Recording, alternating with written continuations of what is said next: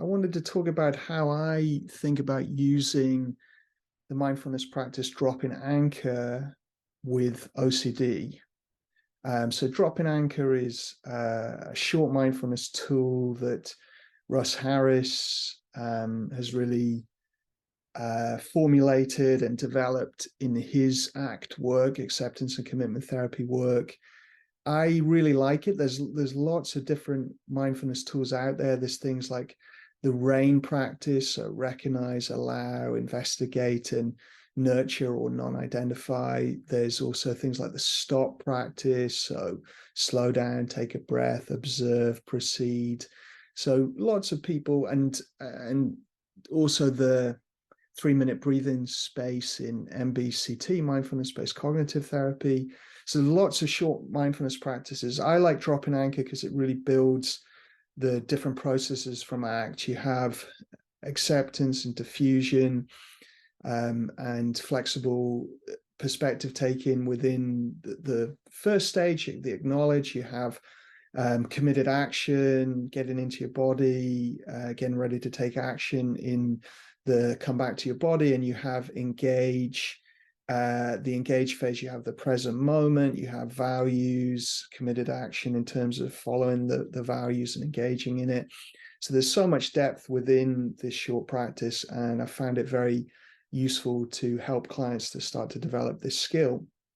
Now, the first level I think about it is doing it really in the sequence that is captured by the acronym ACE, so ACE. So you acknowledge the thoughts and feelings, you come back to your body, and then you engage in the world around you and what you're doing. And there are a few different versions on this channel, and you could try those out to become familiar.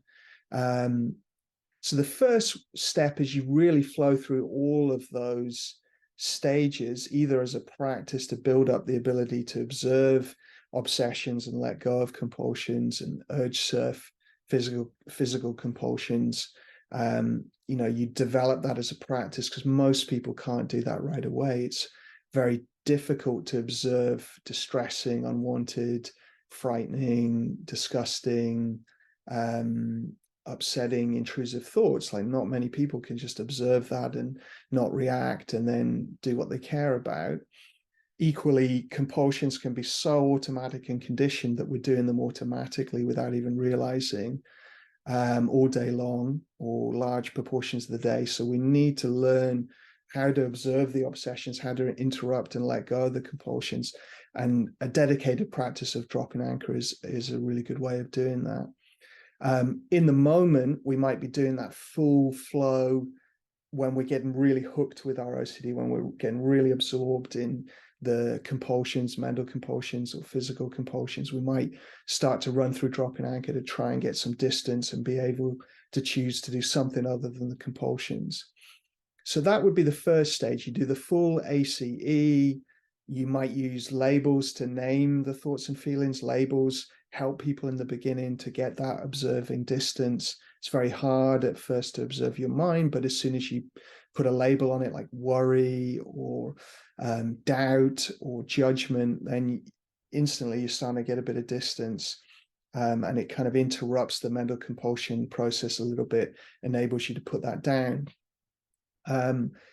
Then you would do the full getting into your body. So you might really stretch and move and, get into your body, which can help us somewhat be less hooked with our thoughts and more in the present moment, able to control our actions and do what matters.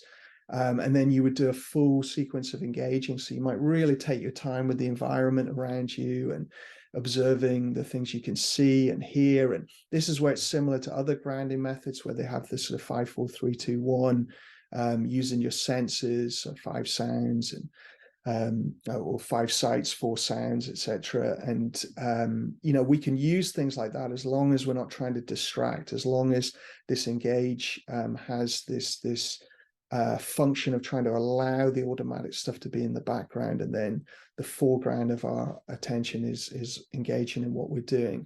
And then you might loop through that a number of times. So that's step one, really doing the whole sequence, maybe with mental labels, or noticing and naming the things you're observing, and really flowing through in detail. Now, sometimes we might deepen that. If people are struggling with feelings, we might add in things like curiosity and investigating the feelings, so breaking it up.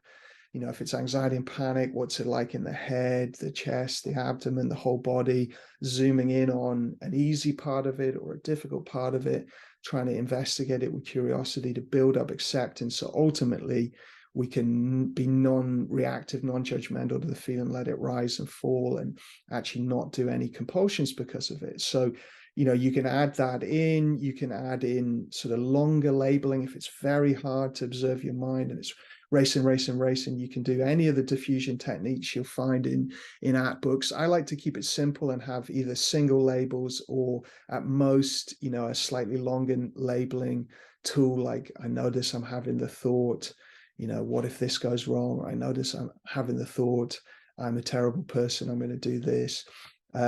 You know, I notice I'm having the thought, this is contaminated, or I notice I'm having the thought, I need to check something, you know, et cetera, with OCD. So you can use that. I wouldn't use that repetitively all the time, but at times that can be, that longer labeling can give you a bit more distance, interrupt the kind of racing fast mind, and slow things down a bit. But yeah, so we can add in things into the diffusion, like the labels or the slightly longer labels, and into the acceptance of feelings with curiosity.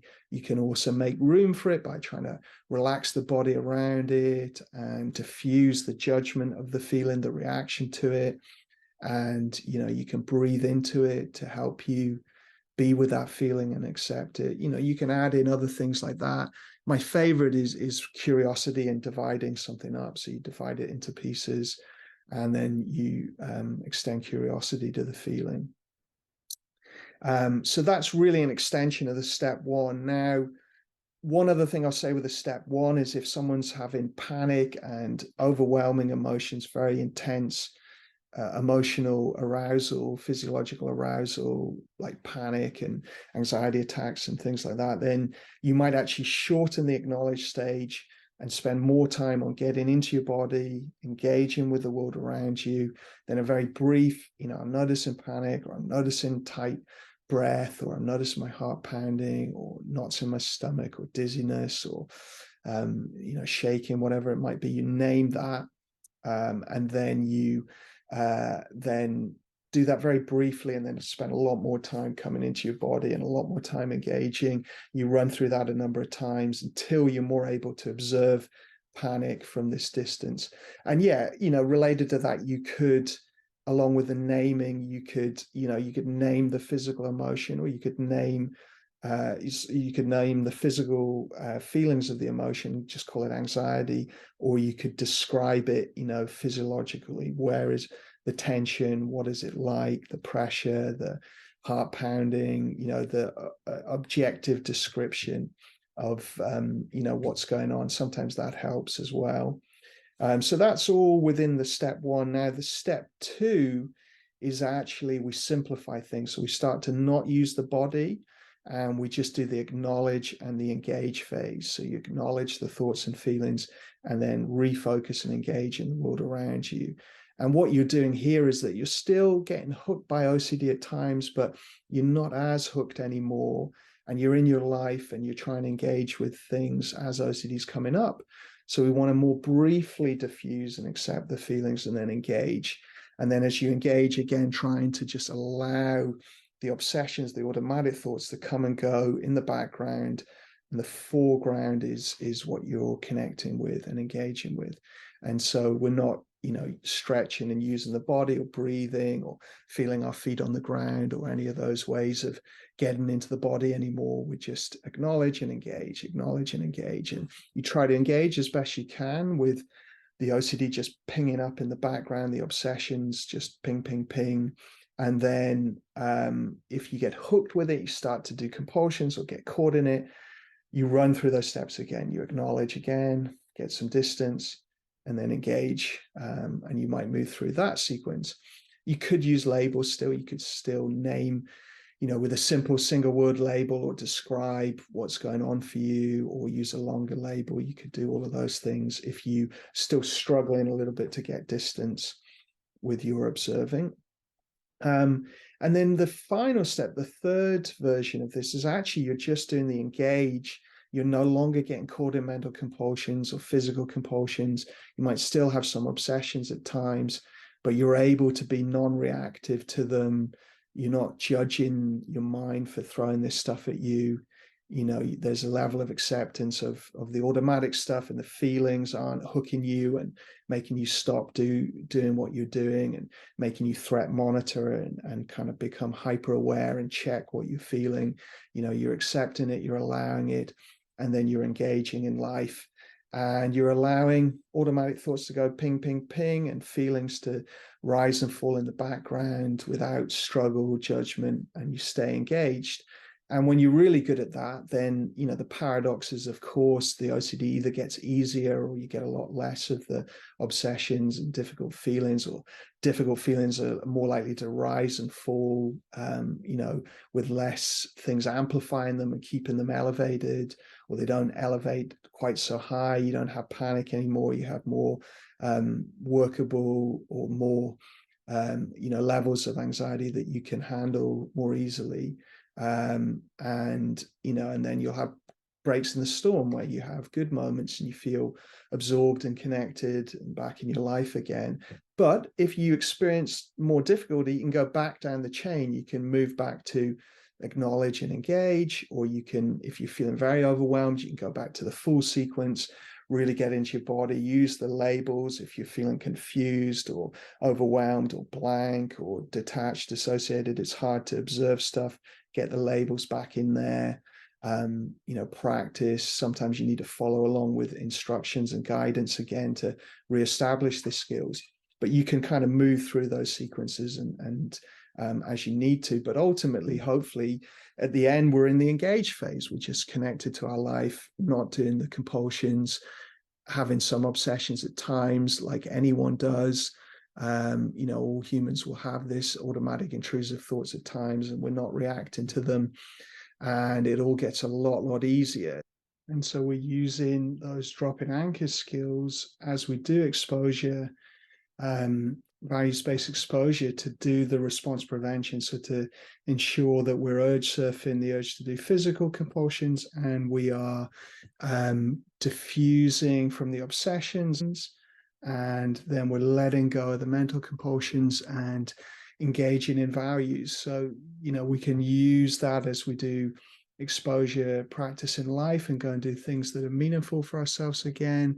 We can do it with targeted exposures when we look at things or hear thoughts or say thoughts, things that will trigger the OCD. So there's lots on the channel about values-based exposure practice. There's a couple of guided ones of those, so you can look at that, but really using these skills, as we do ERP for OCD, to really help with the mental compulsions, which I find a lot of people are still struggling with, even when they've done, traditional ERP. They might not have spent so long learning the skill, or people might have assumed that you can easily, or everyone can easily just drop mental compulsions. Whereas many people who've had this for decades, it's so conditioned, it's so automatic, it's not that easy to just stop compulsing. And, you think about, anything that you worry about or get caught up on. And if someone said to you, oh, just drop it, let it go, most of the time, it's not that simple. And sometimes you don't even know you're worrying about stuff, or thinking about your life, or ruminating about the past, or analyzing a decision or something like that. It can be happening automatically. You don't even really know you're doing it. So, many people will without OCD will describe the racing mind at night, that they just can't stop. So, this is really a bridge to that ability to let go of the mental compulsions and to have a different relationship with the obsessions. And I think it's very helpful for many people.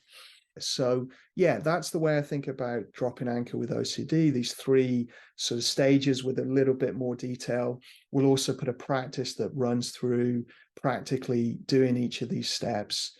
And you can add in values connection, motivation to this sequence. You can make it more an urge surfing practice. If it's physical compulsions, you can add in compassion, being self-compassionate, self-compassion, self-talk, and orientate into compassionate action. So you can add things into this sequence, but really that's the way I view it, and that's what's helped me and what I use in my own life. So yeah, let me know what you think. Any questions, drop them in the comments below. And yeah, hopefully that's helpful.